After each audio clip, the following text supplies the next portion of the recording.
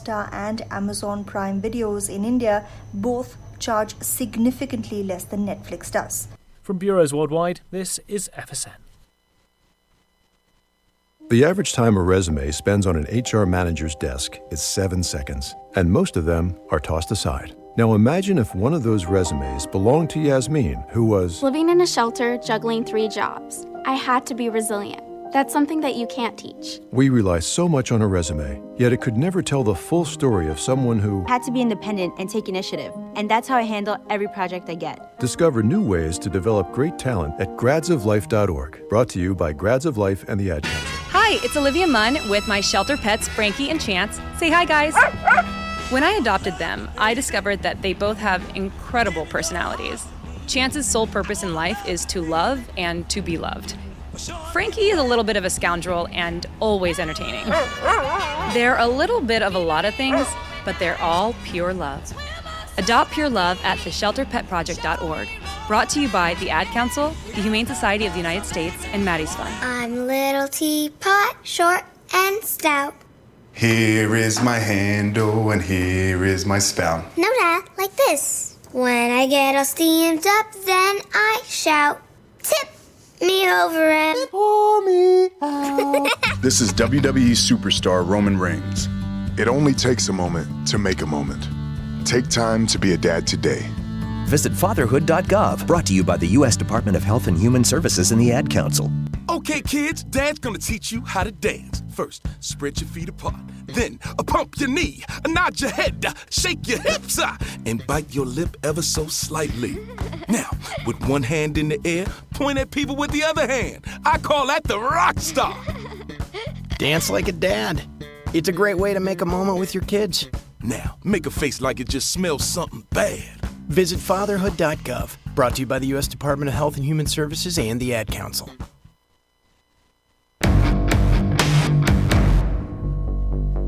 This is a test of the emergency podcast system. Activated by contract termination. Rumors of our demise are greatly exaggerated. Welcome to Stacy on the Right with your host, Stacy Washington. She's blessed to be a Bible-reading, gun-toting, Air Force veteran, wife, and mom. Righteously American. Every time I hear the new intro, I get a little pumped up about that thing. It's kind of awesome, right? Welcome to the program. Thank you guys for being here. Thanks for sharing the show. Thanks for spending some time just chilling with us here on the Stacy on the Right Show digital arena that we have set up for you. You can actually live stream the show. If you ever have latency on Facebook or YouTube, you can just head straight over if you're watching live and hit us up at stacyontheright.com. It seems to be the only place where you can watch with no issues. And that's kind of funny for me to say because today I even had a little trouble getting YouTube to initialize when I was setting up to start the stream, but we got it going. It's up. It's working. I'm just heading over to stacyontheright.com just to see if there's anybody in the chat room and to say hello. And then today on the program, we are actually going to be we're going to run straight down all of the news. The Facebook app, it's called FaceApp. It's actually a data collection tool, shock, surprise. They give you a picture of yourself when you're old. And in exchange for that, they get to access every picture on your device and they get to save them and use them for whatever purpose they want later, including your name. So your name and your likeness and every image on your phone, which is kind of interesting because if you're anything like me, you have images of other people on your phone, right?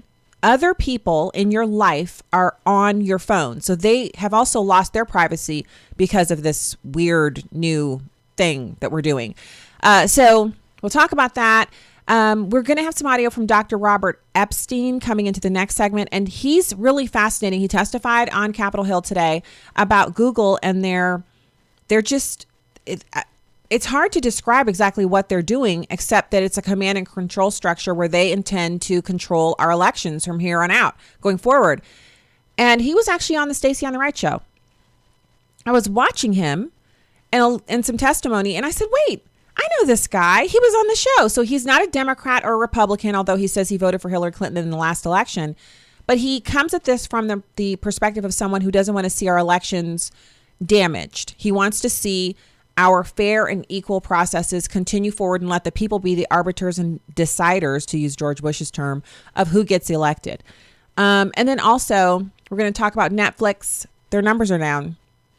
I'm not going to get gloaty or anything, but And then, have you ever seen a metal? It's a metal circle, and it's in the ground.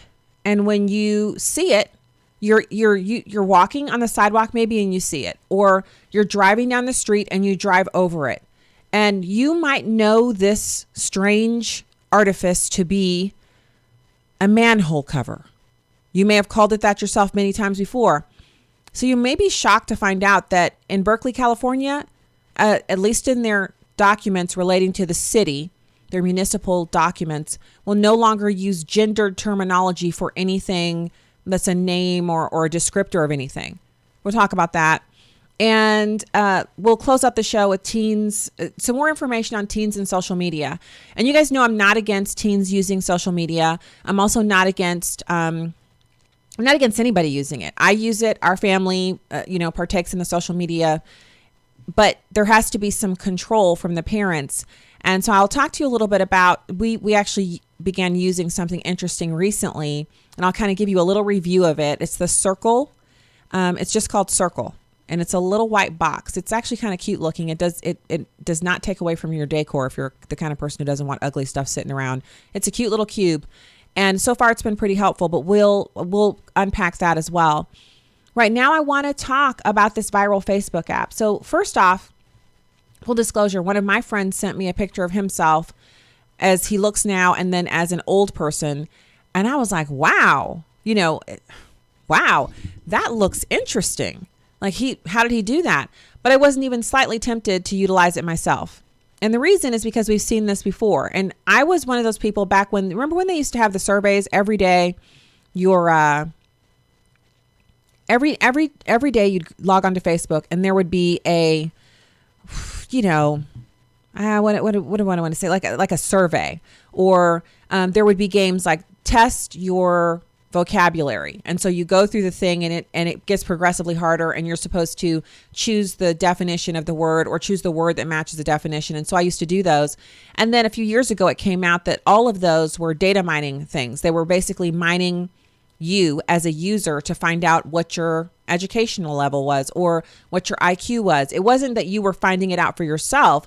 It was that they were actually using it to manipulate you. And they would actually take the data that they collected from you taking the surveys, and they would then plug that in other areas and create another user survey that they would gear towards you. It would appear in your timeline. You would take it, and they could learn more and more about you.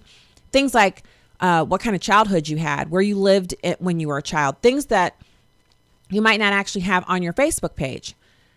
Things about you that you might consider to be pretty personal and personally identifying information, they were gathering it that way. So when I read the article, I was like, well, no more surveys for me. Like the ones that say, what will your child look like? And then you give it access to your phone's camera or your phone's images, like where you keep your pictures stored in your phone. And what it does is you think it's taking the picture that you select, but it's taking all of them. So I just stopped using them. So when this came about, I remember thinking to myself, interesting that everyone's kind of jumping on board here. I wonder what this is going to end up being. I wonder what this is going to end up like turning. And it hasn't even been out a week. And here it is. Now we're finding out it's from the Russians. So first off, for people who are really concerned that President Trump is a puppet of the Russians, if you use this app, you are too. You're a puppet as well. How do you feel? And I'm speaking mostly to those libs who email me after the show and say, you support Donald Trump and you're a racist. Yeah, well, now you're a puppet of Putin's if you use this app. Sorry that you are.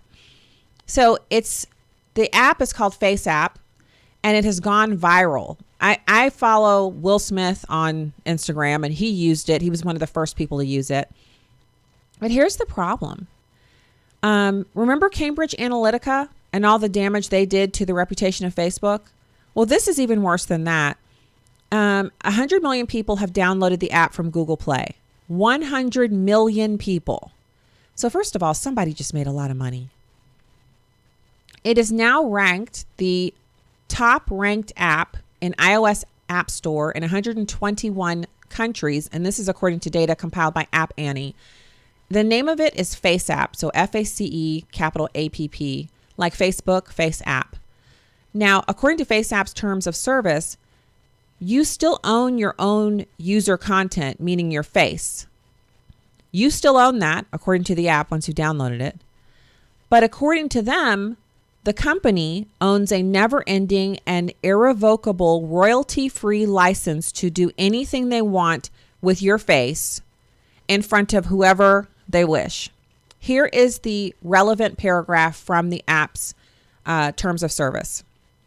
And buckle up if you've never heard one of these read before, because this is going to blow your mind that we just sign on to stuff and we don't even bother to check and see if this is the thing. Is this something we're signing on to?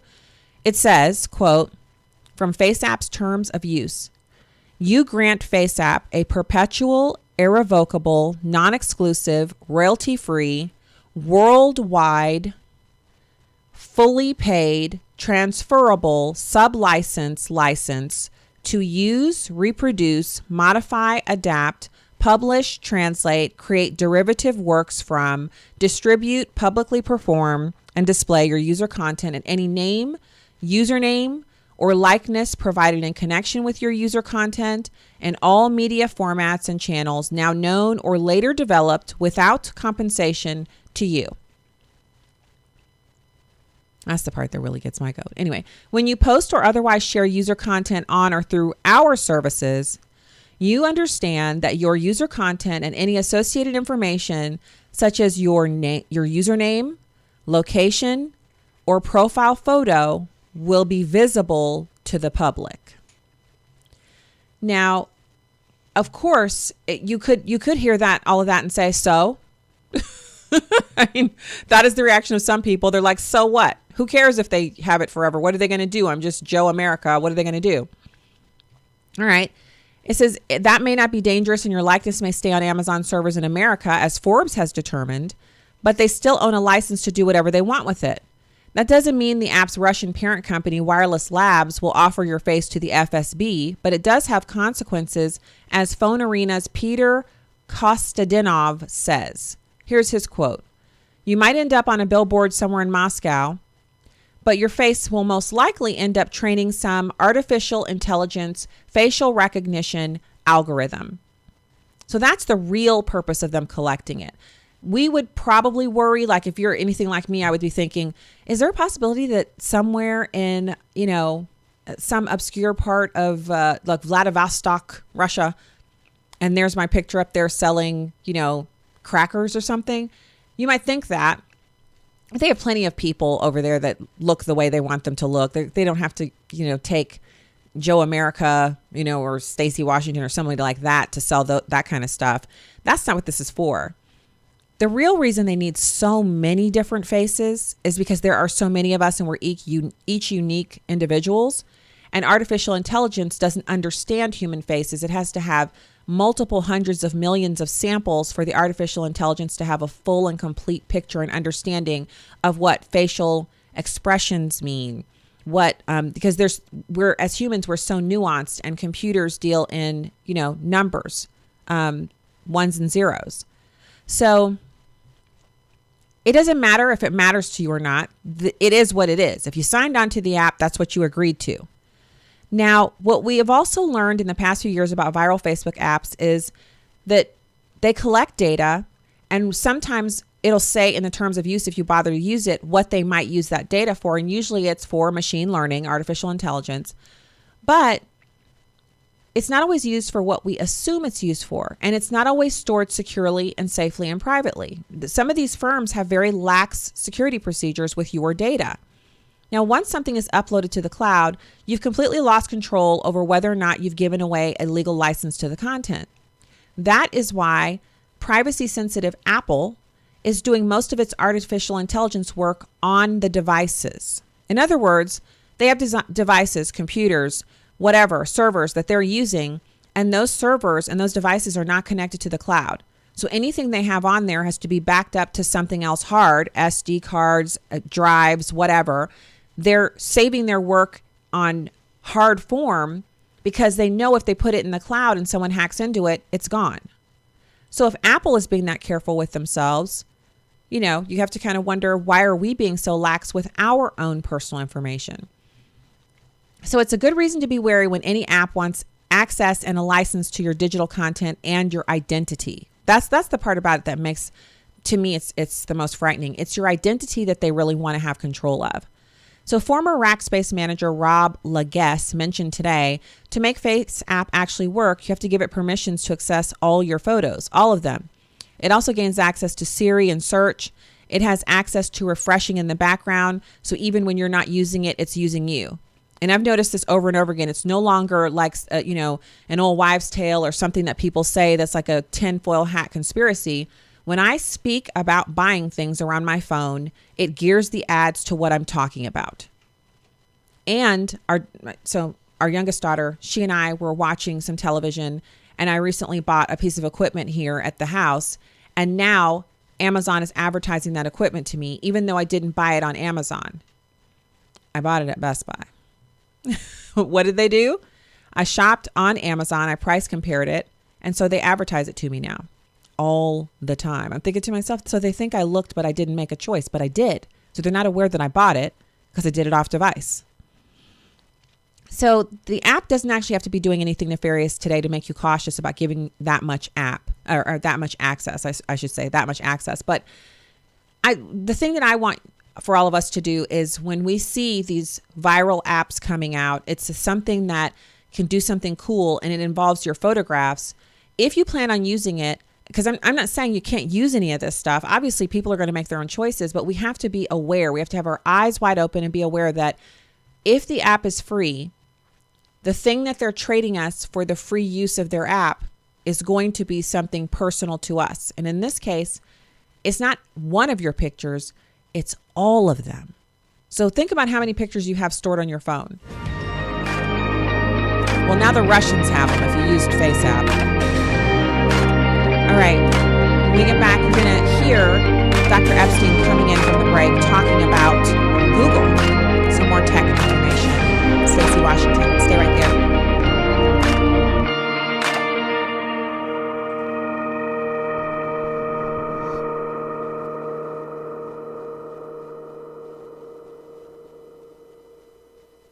Welcome back to The Dog Show. Up next, we have Satchmo. Satchmo is a member of the Shelter Pet Group. That's right, a group known especially for their couch-snuggling, ball-chasing, face-licking, and, of course, companionship. Now, let's see him in action.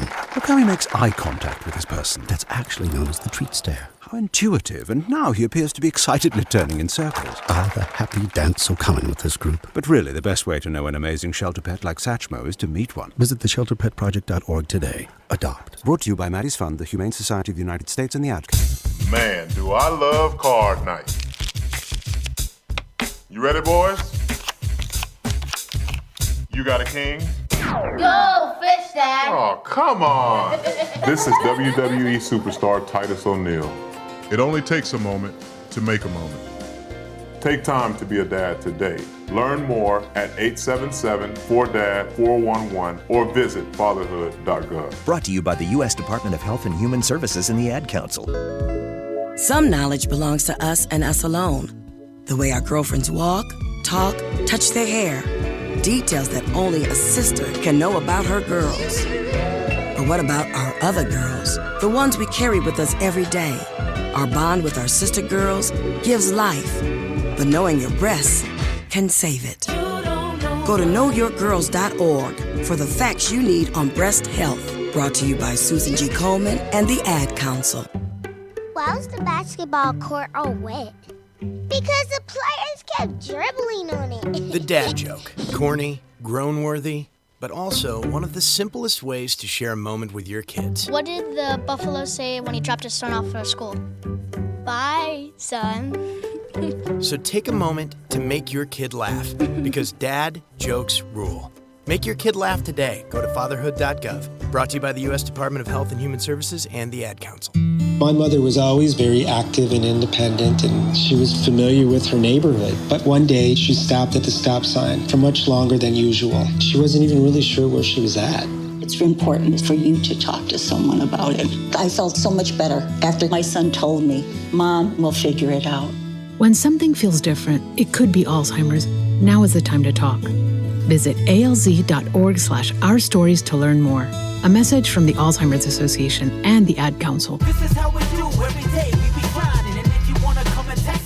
If you love them enough to turn off your music and pretend like their music is your music, This is Mommy's jam. then surely you'll check nhtsa.gov/the right seat to make sure they're in the right car seat. Let's play it again. Check today at nhtsa.gov/the right seat. Brought to you by the National Highway Traffic Safety Administration and the Ad Council. Welcome back to Stacy on the Right.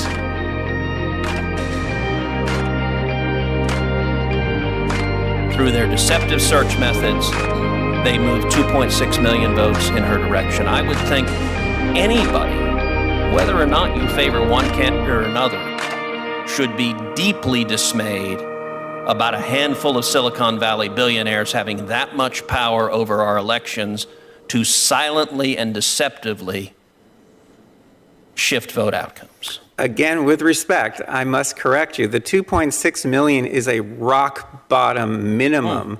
The range is between 2.6 and 10.4 million, depending on how aggressively they used the techniques that I've been studying now for 6.5 years.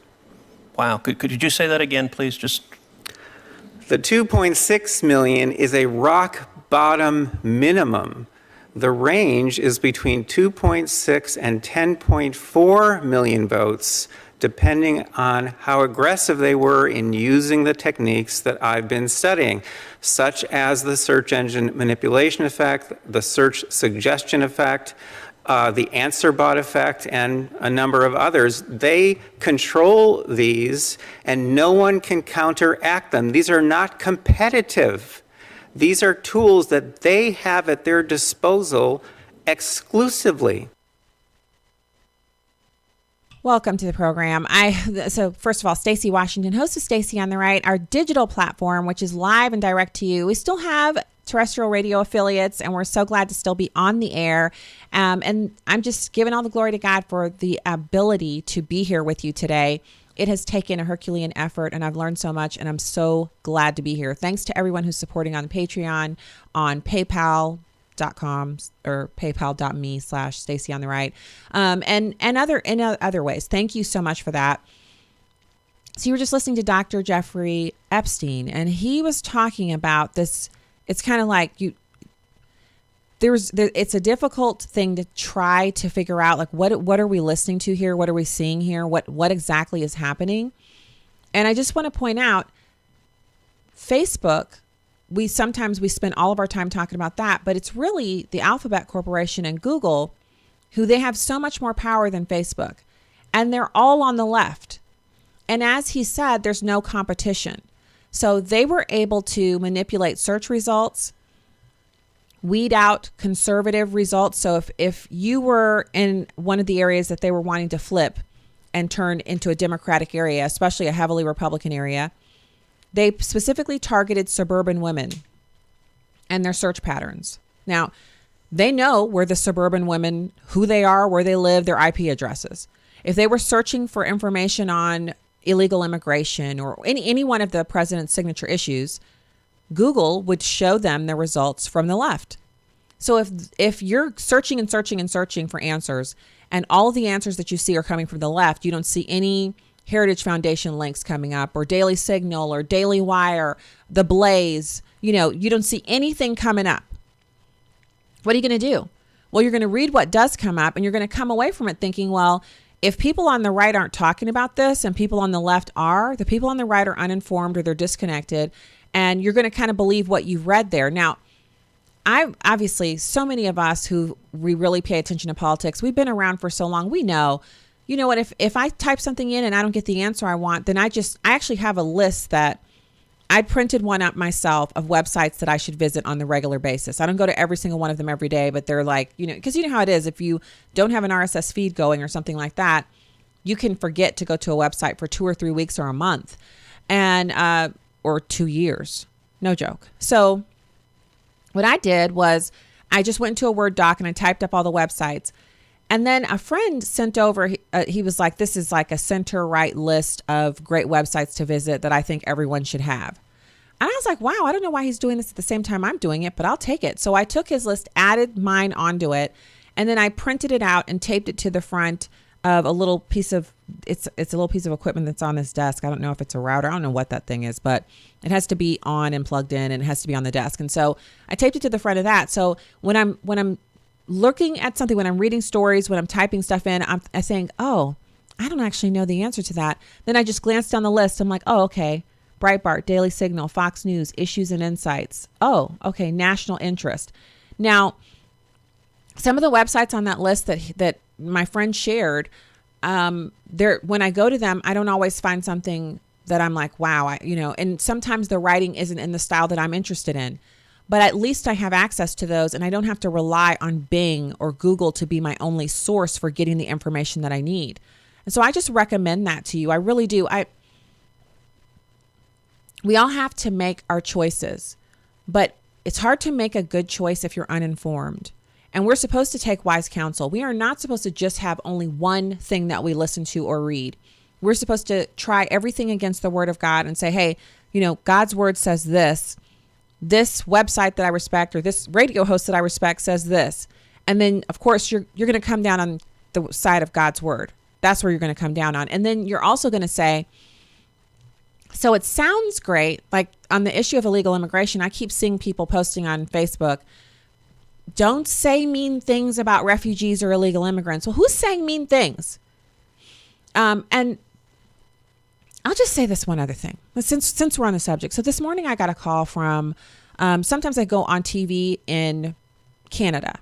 I will Skype in, or sometimes they'll ask me to remote in from a studio. That's pretty rare. Usually I use Skype. And that's how I've been on television in Great Britain as well. They had me go down to Channel 5 here, and I just sat in front of a camera, and there was nothing in between me and the newsroom. So there are all these reporters sitting at their desks typing away.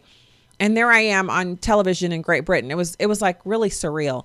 It's also the place where I actually did the I'm Just Saying segments years ago that I got an Emmy nomination for. So it was like going back into the building again. I'm like, woohoo. And then I thought, oh my goodness, I'm in the newsroom. Like I'm just over from the set that is on television every morning and every night. So anyway, they were asking me questions about Ilhan Omar and the fact that North Carolinians were chanting "Send her back" last night at the rally with President Trump, which he has since kind of distanced himself from that chanting. And, for reasons that are known only to the president and, what he's getting back from people who work for him who are in comms, that's the choice that he's made. But I choose to take a different tack about it. And I think it's appropriate to discuss it here.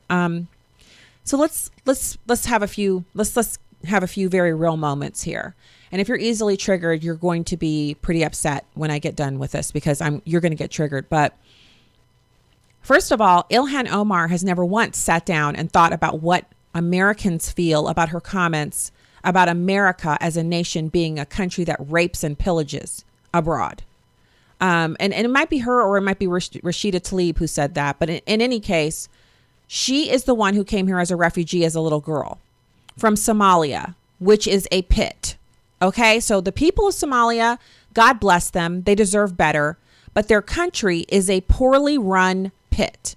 And so any person of Somalian extraction who gets to come to America and live has to be, in my opinion, thanking their lucky stars to be here.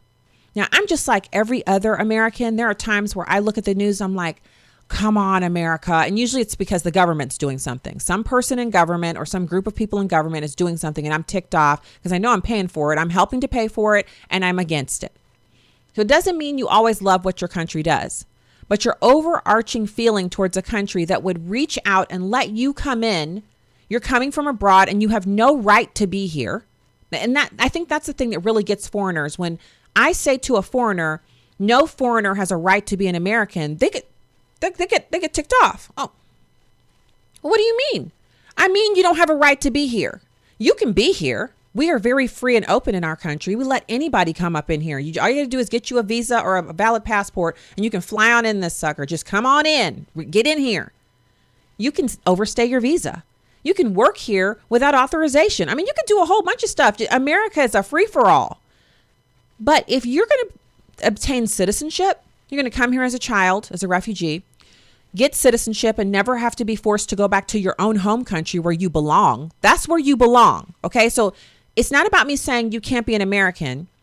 But when you start saying things about some people did something, 9/11, the worst terror attack we've ever experienced on our soil, or you have this attitude that, we need to divest ourselves from doing any business with the nation state of Israel, one of our closest allies, and you fix your mouth to say really negative things about not just Israel, the nation state. You may disagree with things that they do, but it's the thing she says about Jewish people. The Jewish people are all about the Benjamins. In other words, they run our country because they have money, or that they have hypnotized the world. That's some of the worst those are Jewish tropes, and they're slurs against Jewish people. Those are the kinds of things that were used that propelled the actions of the Nazis. So with one side of her mouth, she says, we have concentration camps on the southern border, which completely obliterates the idea that what happened to the Jewish people and so many other millions of people under Hitler and the Third Reich, that those things were horrible, dastardly, never to be repeated atrocities and genocide. But then she says, with the other side of her little mouth, she says, well, Jewish people control the world. Well, if Jewish people have hypnotized the world and control the world, why did they suffer so much in the Holocaust? Why did they lose 6 million of their people? If they were in control and hypnotizing the world, why didn't things crack out better for them during the Holocaust?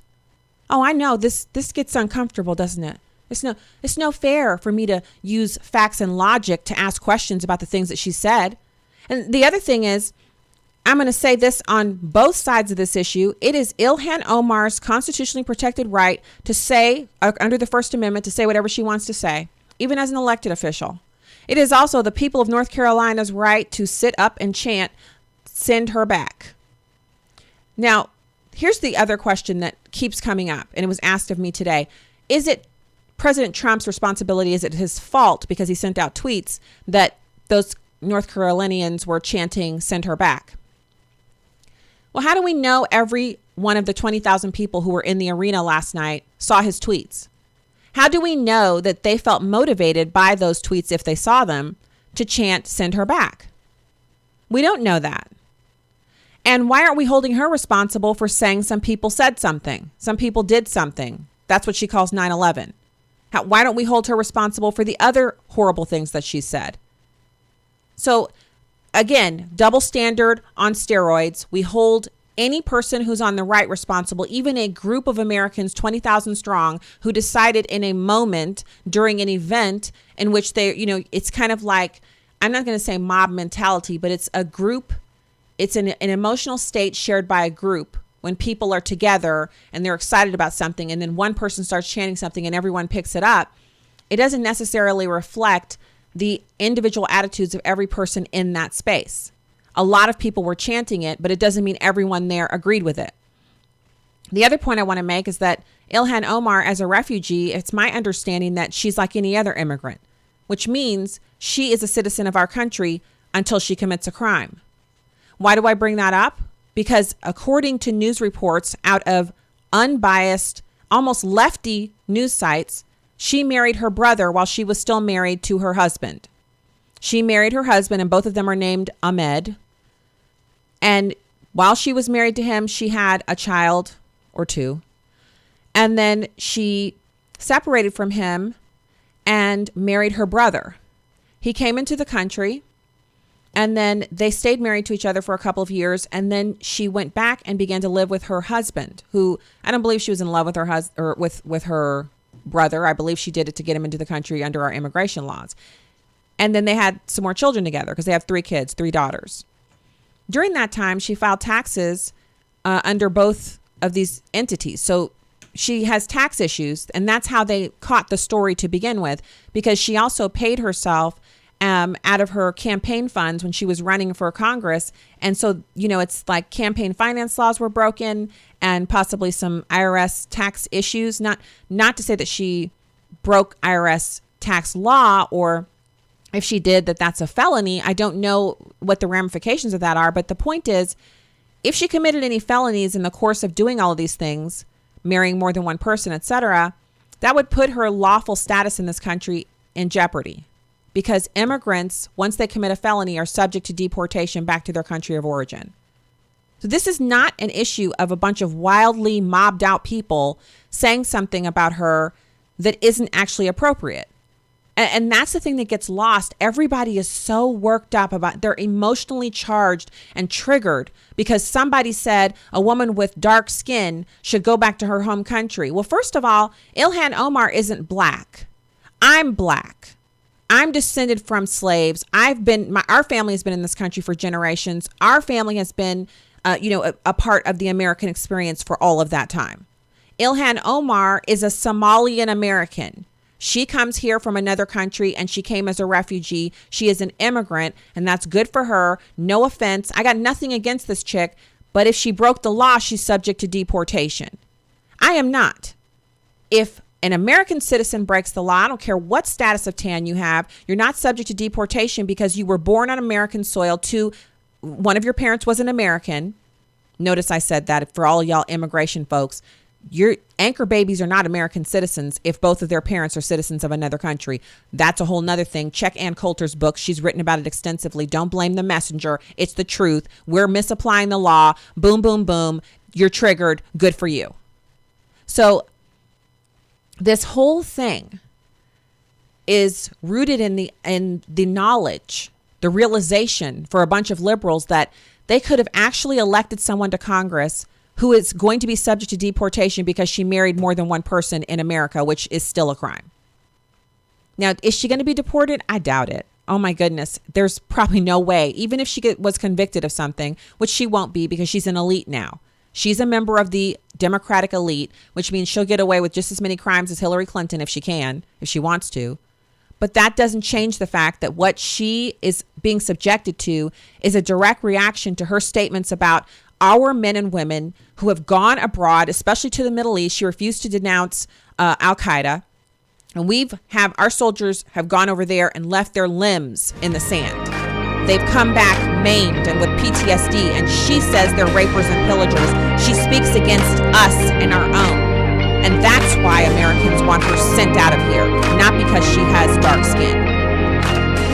Don't get it twisted. We'll be right back.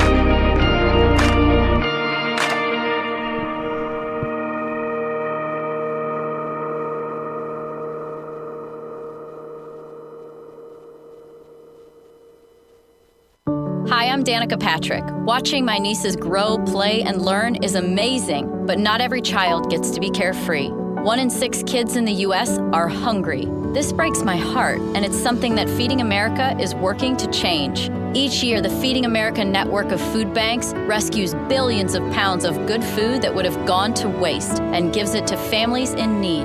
To help, visit feedingamerica.org. Brought to you by Feeding America and the Ad Council. First, I hold my hands out like they're on a steering wheel. Then I look over my shoulder. 1, okay, cool guy. 2, 3 times. Next, I put it in reverse. Meep, meep, meep. Then I take it up and down, up and down. And that, kiddos, is called the forklift. Dance like a dad.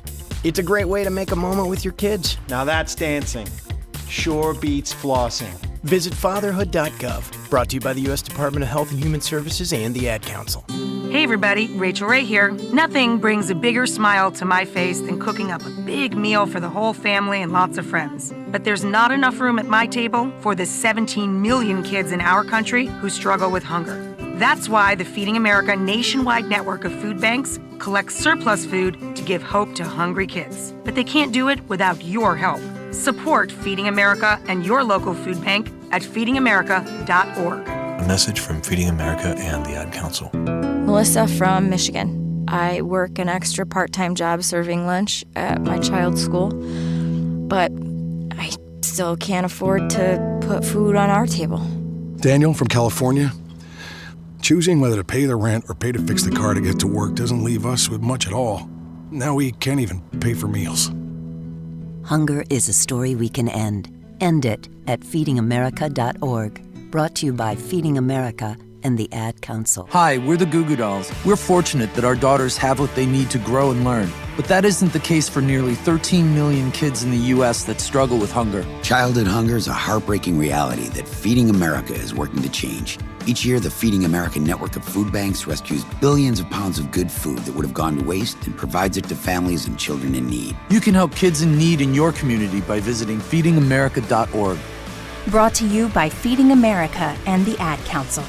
The possibility of lung cancer can be pretty scary, especially if you're one of approximately 8 million current or former smokers at high risk. That's why SaveByTheScan.org wants you to know that now there's a breakthrough low-dose CT scan that can detect lung cancer early, and it only takes 60 seconds. You stop smoking, now start screening. For an easy quiz to see if you're eligible, visit SaveByTheScan.org. It could save your life. SaveByTheScan.org is brought to you by the American Lung Association's Lung Force Initiative and the Ad Council. Welcome back to Stacy on the Right.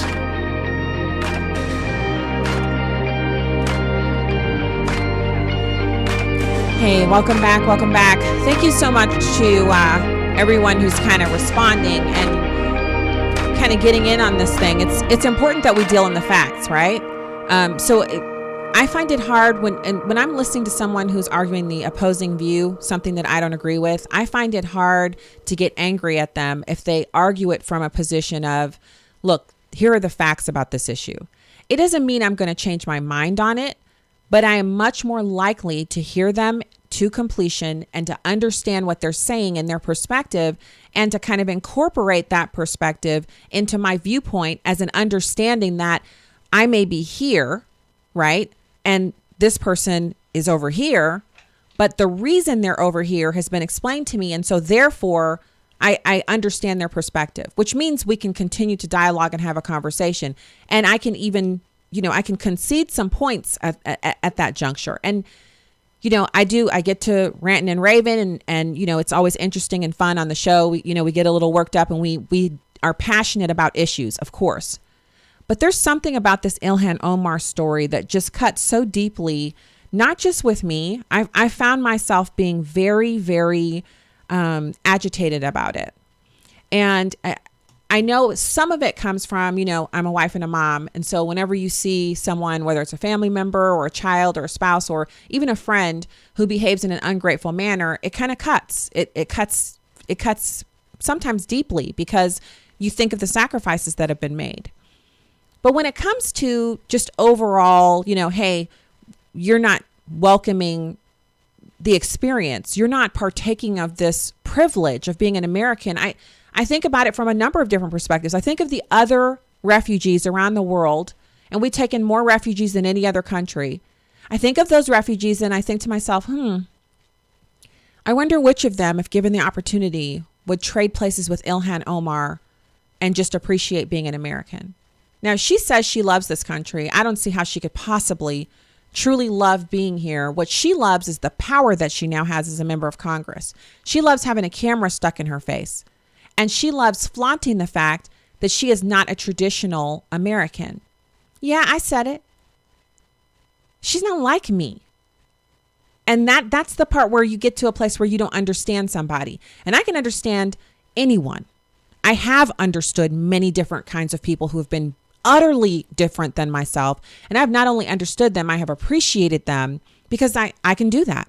I'm not limited in my ability to commiserate or understand other people. But with her attitude is such that she doesn't appreciate the sacrifices that have been made so that she can hold the views that she holds. So she's welcome to hold the views, but how about appreciating what has been given up? What has been given up for her to be that person who says 9/11 was some people did something? Her rights are more important than the people who died on 9/11. Remember, these were innocent people. They were not enemy combatants. They weren't our soldiers. They had not signed or given away their right to, preserve their own lives and not have to give them up for this country. The people who were killed on 9/11 were just going about their day, as she has done so many times in this country. But she can't say, I denounce Al-Qaeda. She won't say it because she knows it drives a wedge against people that she doesn't like in this country. She has a lot of animus towards white Americans and people on the right side of the political spectrum. That's why she says the things she says. She considers herself to be a firebrand. And so a lot of it is intentional poking that goes on. And you know, I've been there. Who hasn't been there where you know somebody doesn't like something or they like it and you poke them? It's human nature to kind of be like, I don't like that. And then you could care less one way or the other, but you don't like it because they like it and they've annoyed you. They've done something to you. And that's the way she feels about white Americans. But she doesn't feel that way about white Americans who are over in the Middle East right now, sacrificing themselves to make sure that we stay safe and we don't have terrorism in America. She doesn't feel that way about our armed service members right now who are serving on the southern border, trying to stem the tide of illegal immigration. She doesn't feel that way about people who are sacrificing themselves for her. And so when that becomes evident, most people's reaction is, well, you can just get out of here. You can see it happen. If you go into a restaurant and you start complaining a whole bunch, you can see the wait staff start looking at you like, we just need to get this person out of here. Your meal is comped. It's okay. Take the food with you. They just want you to get out.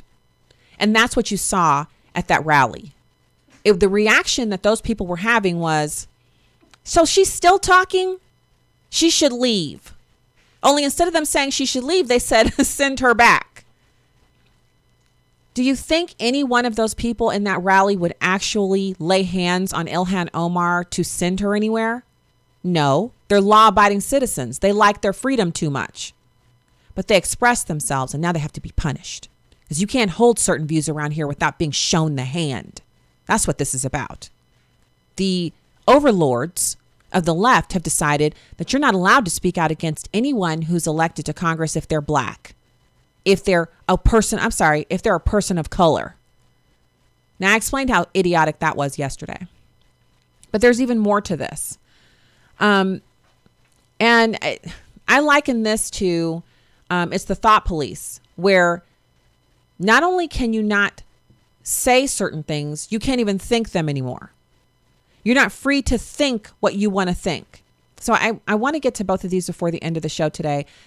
First of all, gendered language. So you know how idiotic it is that Leanna Wen, and this was also on my show sheet for today to talk to you guys about. Leanna Wen is the Asian American woman. She's a physician. She actually, her connection to St. Louis is interesting. She used to volunteer at the Planned Parenthood that is currently operating without a license here in St. Louis City. Small world. She was the newly announced and much vaunted president of Planned Parenthood, taking over after the butcher Cecile Richards. And it turns out that she has just been fired. But you might be thinking, because my first thought was, oh, she's been fired because Planned Parenthood is experiencing a lot of setbacks in the courts. You think the thought control police, they don't care anything about court setbacks. Abortion is still the law of the land, and they're still going to do as many of them as they can. No, it's about controlling language. They got rid of her because she wanted to focus on health care for women, as in STD testing, mammograms, anything having to do with helping women get the quote unquote health care that Planned Parenthood quote unquote provides. So she was let go. But it's interesting, and this connects up to this whole language police story as well. So Leanna Wen actually made them angry because they wanted her to say things in public like, we offer abortions to men and to women. And being a physician, she knows that we don't offer abortions to men. Now, if you are a woman and you become a man through transgenderism, whether it's physically or what have you, you still have all of the female equipment. You have a uterus, so you can get pregnant. So what they do is, Maddie, so we have teenagers at home right now. So what you're hearing is me passing over something. The printer is behind me. There's a kid who wants something. Shh. So she refused to say that men could have babies. So men, if you're a transgendered man, that means you still have a uterus. You can get pregnant. You look like a man, but you have a baby. You've seen the stories of the men doing this. They have a beard. They basically change themselves into a man, except that they still have a uterus. They get pregnant and they give birth as a man. And what she's saying is, that's not a man, that's a woman, because they have a uterus. So I don't have to say that men can have abortions too. If you're pregnant and you're living as a man, I don't have to say a man can have an abortion. And they were like, yes, you do. So when she refused to say that, sometimes she would write an op-ed and she wouldn't run it by the gauntlet of individuals who wanted to make sure she was saying things that they approved of. So the op-ed would appear and they would not like her tone in the op-ed. So they couldn't control her mouth. They couldn't control her desire to make Planned Parenthood into a women's healthcare organization. They just want to be about abortion. That's their primary reason for existing. And they didn't like the fact that she wanted to turn it into healthcare. And so they let her go. Just in case you're tuning in for the first time ever, just a quick little blurb about Planned Parenthood. They're the largest single destroyer of unborn babies in America. In their 2018 annual report, they had 332,757 abortions they performed. And 1/3 of all the abortions in the U.S. are performed by Planned Parenthood. And they had a record $1.66 billion in revenue. 558 million of that came from the U.S. taxpayers. Disgusting, I know. So Leanna Wen is out because she refused to bow down to the thought police, which brings us to the story about the gendered language like manhole. These kinds of statements will be now banned in Berkeley, California. Now they have city codes there. And here are some of the words that are going away immediately. Chairman, chairwomen, manpower, policemen, policewomen, manhole covers, maintenance hole will be what they'll call it. Human effort instead of manpower. So they're going to replace all of the words that are in the human, the English nomenclature that have gender tones with gender neutral words. And according to Berkeley City Council member Rigel Robinson, he's the bill's primary author. He says there's power in language. This is a small move, but it matters. Also, anywhere in the city documents where it refers to he or she, those words will be replaced with they. Having a male-centric municipal code is inaccurate and not reflective of our reality, Robinson said. Women and non-binary individuals are just as entitled to accurate representation. Our laws are for everyone. And that's the kind of thought control that they wanted to exert over Leanna Wen, and so they fired her when she refused to bow down. And I think it's interesting because she got bit by her own progressive demon. The same thing that she has tried in smaller increments to force down the throats of Americans with abortion was just used on her with exacting precision to pry her out of that big fancy job. So, she was making millions of dollars a year as the CEO of Planned Parenthood, as the head. So, again, I don't feel sorry for her, but that's what happened to her. That just happened, as people say. Now, Netflix has now suffered a dramatic slowdown in subscribers, and obviously they're still growing. They picked up 2.7 million worldwide subscribers for the April to June period, but that's far below the 5 million that they were supposed to have picked up. They forecast themselves picking up 5 million new subscribers. Now, part of it is because, they have 151.6 million worldwide subscribers, but part of the slowdown they're experiencing is because they've hiked American fees to use Netflix by 13%. So now people are paying $13 a month for what used to cost $8 a month for the same level of service. Now that's not a huge jump, $8 to $13, but an extra $5 a month for something you're barely using or something that you no longer like as much because you're using Amazon streaming, for instance, it means a lot of people are just opting out of it. And also the garbage that they're peddling. They still have 13 Reasons up, although they took the graphic scene of the actual suicide that the whole series is based upon out of season 1. They cut that out of the first episode. But what they haven't cut out are the sodomies, rapes, and other instances of child abuse, just graphic scenes. They left all that stuff in. And this is geared towards 13 or 11 to 13-year-olds or something like that, like little teenagers, as they're called. Now, the price increases are something. The 13 Reasons campaign is something, but there are huge loss in subscribers. And, we don't have raw numbers on this because Netflix is never going to admit that something that they did has caused them to lose subscribers. But remember, they joined the ACLU in a lawsuit against the state of Georgia over their pro-life law, their heartbeat bill.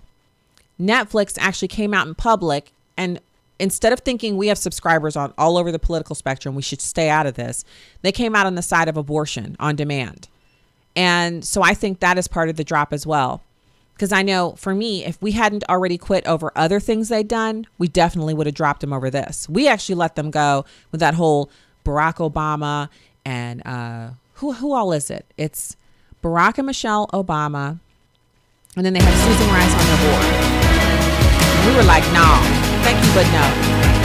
And we dropped them. If you're still using Netflix, just give it a second look. Give it a second thought. All right, that's the show for today. God bless you from the Heartland. Righteously American. See you tomorrow.